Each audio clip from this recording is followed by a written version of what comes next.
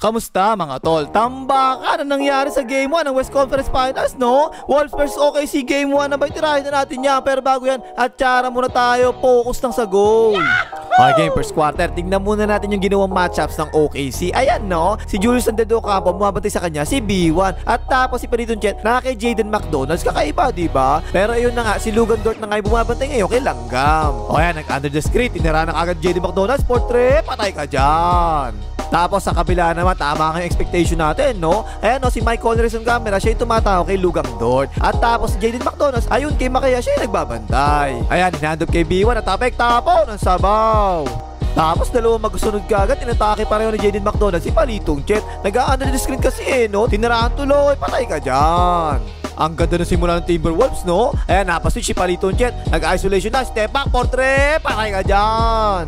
Puro ganun yung ginawang atake ng Timberwolves, mga tol, no? Same play lang to kagaya kanina, pero this time, ipinasa na kay Capre sa ilalim. Binabatay ni Palito dyan, di makatira, oh. Tinira ni Capre itong kampiyan. Pero yun ako naman niya, dak-dak. Pero foul daw sabi ni Rep. Umpisa pa lang, dalawa na kagad ang foul ni Capre, mga tol. Pero yun, ang ganda palagi ng depensa ni Jaden McDonald's kay Makaya, no? Yan yung sinabi natin sa preview, diba? Kaya ba depensa ni Jaden McDonald's si Makaya? At this point, parang kaya talaga, hindi makashoot, eh. Pero ang ganda ng ginawa ni Makaya dito, tinan nyo, oh. Pinuwersa niya pa loob ng tumulong na, tsaka niya binagsak, nice pass, dak-dak! Ang agang lumamang ng Timberwolves sa first quarter, mga tol. Ay, nataliso si Don, bagsak eh, oh. Nalipit silang pull up, patay ka dyan. Lamang ang Timberwolves, mga tol, 10-3 ang score, ha. Eh, tapo ng sabaw. Ang ganda ng defense ng Timberwolves, bumaba agad, oh, baos, pasitan. Tapos ito pa yung isang matchup na inaantay natin eh. Ito na yung ginawa ng OKC, mga tol, ha. Binaligtad nila eh. O si B1 na tinatauhan, si Riley Reid. At tapos si Isaiah Frankenstein naman ang tumatao ngayon kay Julius Antetokounmpo. At tinirahan tuloy, portrait, patay ka dyan. At tapos si Makaya, puro salaksak talaga yung pinaggagawa ngayon eh, no? Eh, sumalaksak, pumihet, pumasok pa nga.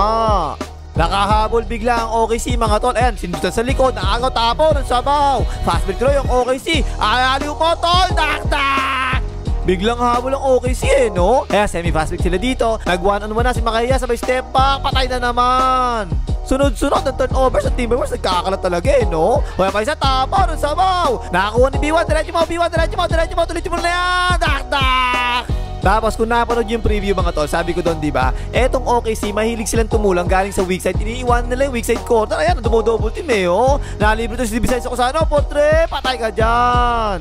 Tapos ayan, tingnan nyo, medyo parang sumosona yung Timberwolves eh. Yung tatlo sa ilalim sumosona eh, no? Driving ikot ni Makaya, libre si G.I. Joe, portrait, patay ka dyan, tabla na. Tapos yung Timberwolves, di na nagpe-play, puro isolation na lang ginagawa eh, no? Eh silang Gam, sumalaksak, umangat. Naku po, sama na bagsak, naapakan ng paan ni Karagot. Eh, hawak-hawak yung ankle eh, oh. Pero wala yan, bakal kinakain yan, papagpag lang yan. Kaya yun, natapos ang first quarter, 23-20, lamang yung 23. Hoy, like mo, wala na yung Lakers tsaka Warriors mo, pero mag-like ka pa rin, hype ka, mag-like ka na. Okay, second quarter na. Nakaupo pareho si Makaya tsaka si Langgam, ha? Hindi naman makashoot ang Timberwolves. Kaya portrait, tungkab na nga.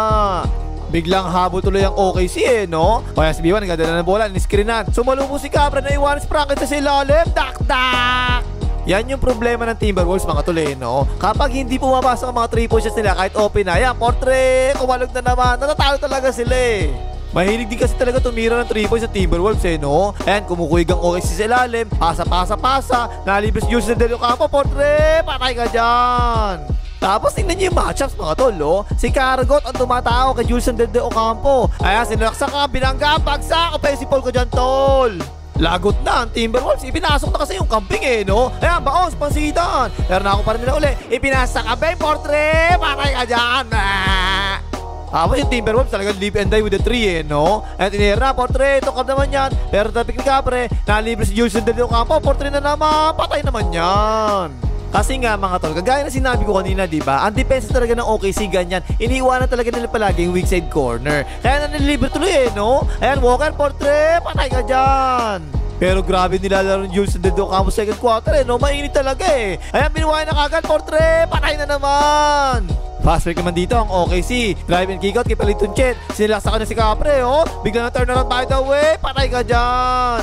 Tapos ito na inaantay ko eh, no? Dalawang Twin Towers sabay pareho. Twin Towers ng Timberwolves saka Twin Towers ng OKC. Eh, sumalubos si Frankenstein. Dak-dak! Tapos tingnan nyo depensa ni Capre, mga tol. Nag-drop coverage yan, diba? Sinabi natin sa preview yan eh. Nalibre to si Wallace, portrait. Patay din yan. At tignan yung ginagawang depensa ni Jaden McDonald's kay Makahiya. Mga tol, inaasawa talaga eh, no? Nagbababa pa lang, inaharas na talaga eh. Ayun, nabitawan, tapo ng sabaw. At ito, sinabi ko rin to sa preview, diba? Kapag silang may hawak ng bola, ang pwesto ni Frankenstein, ganyan kataas, medyo mataas talaga eh. Para makapag-counter siya kay Langgam, tinira, portrait, kumalog naman. Pero yun, parang hirap na hirap talaga si Makahiya sa depensa ng Timberwolves eh, no? At ina niya, dinouble team na siya. Ang ganda ng depensa, wala tinamaan, Baldog. Pero nung si Paliton Chet na yung dumidepensa sa pick and roll, parang nakakalimutan niya eh, no? Mababa yung pwesto niya, tinatuloy nilang portrait, patay na naman. Lamang nan siya man Timberwolves mga tol ha. 45 seconds na lang nalalabi, second quarter. Tingnan niya ginawa nilang gamot, tinulak niya eh, oh. Penalty na, free throw tuloy si Makahiya. Kakahabol pa tuloy yung OKC eh, no? As Makahiya, nagmamadali, para 2 for 1 daw, oh. Ibinag sa kay Biwa, pumeki-peki pang is 2 points na yan. Ayun, natapos tuloy yung second quarter, 48-44. Apat na lang ang lamang ng 48. Okay, again, third quarter. Ayan na naman si Makahiya, hindi na naman makatira sa depensa ng Timberwolves eh, no? Ay, kaso lang tumulong pa si Julius De Ocampo. Nalibre to si B1, portrait, patay ka dyan. Okay, paisa, tingnan nyo depensa kay Makahiya, mga tol. Hindi talaga makalusot, hindi makatira eh, no? Pero naipasa naman kay Paliton Chet sa ilalim. Ayan, pahook siya, patay ka dyan. Lamang na OKC. At ito yung sinasabi ko sa inyo dati pe. Etong si Julius De Ocampo mga tol, magaling na scorer talaga yan eh. Pero sa depensa, buto talaga yung hype. Hindi naman depensa, wala kang kwenta-kwenta eh. Nakasalaksak tuloy si Paliton Chet. Ayun na, ball pa nga. O yan, silang dalawa na naman yung nagbabantayan eh, no? Isolation kay Makahiya yan. So malaksak, nanulak, bilang step up. Patay ka dyan. Paul parang yung tinulak. Nagkaka-momentum na ang OKC mga tol. Ayan, pick and roll sila sa wing. Sinalubong ni Capri, naipasa kay Frankenstein. Tirang takot, masok pa nga. Tapos nag-pick and roll naman dito ang Timberwolves. Agad tinan niya pwesto ni Frankenstein mga tol, no? Nung nakita niya, ay silang gam yun ah. Medyo tumaas ka agad siya, sinabayan niya, portrait, pumasok naman. Puro 3 points at tinitira ng Timberwolves eh, no? Ang sikip naman kasi talaga ng loob ng OKC. Tingnan niyo, yung kinukulig talaga eh. Kiko tuloy, Mike Connerson camera, portrait, patay din yan. Lamang na ulit ng 4 ang Timberwolves. Anong ginawa ng OKC? As usual, syempre, mag-isolation, diba? Si B1, nanulak pa muna, tumira, pumasok na nga. Puro ganyan lang naman talaga ang ginagawa play ng OKC, diba? Pag may nakita silang magandang matchup, mag-isolation na yan mga yan. Ayan si B1, tinira na kagad, pasok na naman. At nagsimula na magtutungkab ang mga 3-point shots ng Timberwolves mga tol. As Di Vicenzo Cosano, ang layo pa, binawahan na agad, portrait, tungkab naman.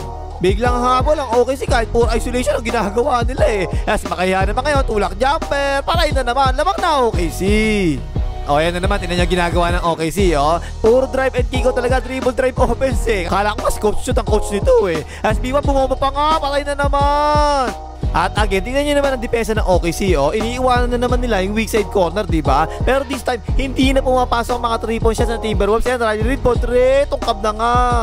Take note mga tol, small ball ang OKC rito ha. Pero ang ginagawa ng Timberwolves, puro sa labas tumitira eh, no? Kaya silang gab, jumamper, tungkab na nga. Dapat sana ipasok palagi ng Timberwolves sa loob. Malilit ng OKC sa loob eh, no? Wala talaga sentro eh. Kaya sila nakapasok na nga, lumay-up. Yan, ganyan dapat. At ayun, puro ganun na naman ang ginagawa ng OKC, no? Puro galing sa labas yung atake nila eh. Ayan, si Van Vliet lumipat na pala sa OKC. Jumamper, patay ka dyan. At again, kanina ko pa sinasabi, tingnan si Kargot mga tol, no? Iniiwanan talaga yung weak side corner eh, no? Ayan, nag-close up na lang siya, lumipat. Nalibre tuloy, Alexander Walker, portrait, tungkab na naman.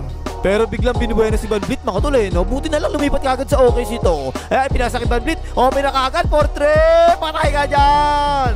Biglang lumaki ang lamang ng OKC sa dulo ng third quarter. Hindi mo malang mahawakan kahit konti si Makahiya eh. Ayan, tinan nyo, all daw yan. Sabi nila, hindi ko lang kung bakit eh. Papaanda yan. Ayan, tapos tuloy yung third quarter, 66-76. Lamang na ng 10 yung 76. Okay, fourth quarter na. Ganun na naman ang ginawa ng OKC sa depensa eh, no? Iniwanan nila yung weak side corner. Nalilibre naman Timberwolves. Di lang pumapasok talaga eh. Portrait, wala tinamaan. Pero yan, nakuha nila uli. Ibinigay kay Di Vicenzo Cosano. Portrait, pasok naman yan. Pero ito yung isang maganda kay Paliton Chet mga tol eh, no? Kasi sentro siya tapos may tira siya sa labas. Kaya kapag tumulong yung bantay niya sa loob tulad niyan, nalilibre siya eh, no? Yan, Paliton Chet, portrait, patay ka dyan. At again, kagaya kanina, si Kargot yung pinapantaw ng OKC kay Julius De Ocampo. Ayan, no? Nag-by the way, naawa pa nga. Pero si Kargot yan, mga tol, kambing yan, di ba patalo yung mga kambing? Kaya pinasok kay Kargot, tinira na kagad, portrait, patay ka dyan. Pero dalawang beses nangyari to mga tol eh, no? Ayun na naman, no? Si Riley Reid tumulong na naman sa gitna. Iniwanan na naman si Paliton Chet sa corner. Pero ginawa ngayon ni Paliton Chet, kumat siya, ang ganda ng cut eh, oh. Nice pass, dak. Ang ganda ng nilalaro ni Palitong Chet no? Ayan, pick and roll naman siya ngayon. Ayan, napasahan siya sa roll. Libre yan, tol. Humihit pa nga. Dakdak! At ayun, struggling na sa 3 points ng Timberwolves, mga tol. Yan talaga ang problema nila no? Kahit hindi mo mapasok yung mga 3 points sila, tira pa rin silang tira sa 3 points Langga, portrait, tongkap na nga.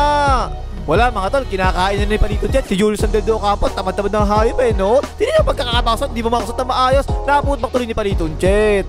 At palagi yung tatandaan mga tol, si Makahiya, hindi mo talaga pwedeng bungguin yan. Anak na referee yan At hindi niya pagkakabunggo, counting-counting lang. All counted para sabi nila, panik ko na rep. Tandaan nyo dapat yun, kasi talaga anak na referee si Makahiya. Tingnan nyo naman yan no? Walang niya layo na nilakbay niya, traveling na yan Hindi pa rin pinintuan ng referee, pero baldog naman yan. Ayun, nagkagawa shot clock violation daw sabi ni rep. Nakamomento na tuloy ang OKC paano ba naman? Natatakot na dumipesa kay Makahiya, yung bantay niyan. Hindi na makadikit talaga, Paul palagi pasok na naman. At talagang hindi na pumapasok yung mga 3 points siya sa Timberwolves no? Kapag ganyan talaga, talo palagi yung Timberwolves Ayan, open niya, portrait, tongkap na nga. Tapos ayun, gumradit pa nga si Jaden McDonald's. Ayan, sumundot naman talaga siya. Yan po talaga yan. Fourth chill, section Apito. First honor, Jaden McDonald.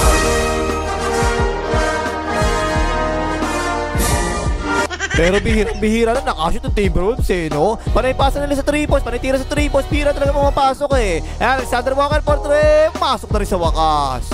Pero sumagot naman kagad ang OKC. Kaya kay Makahiya, nag-isolation, double team sana Nag-rotate ang depensa, nalibre si Lugang Dot sa corner, portrait, patay ka dyan, timeout ang Timberwolves. Wala na mga tol, puro baldog na, tinira ng Timberwolves hanggang matapos yung laro no? Kaya yun, tapos ang boxing, panalo yung OKC rito, 114-88. Lamang na yung OKC series, 1-0. O ayun na yung panghimagas, mag-like kayo, mga hater ng referee.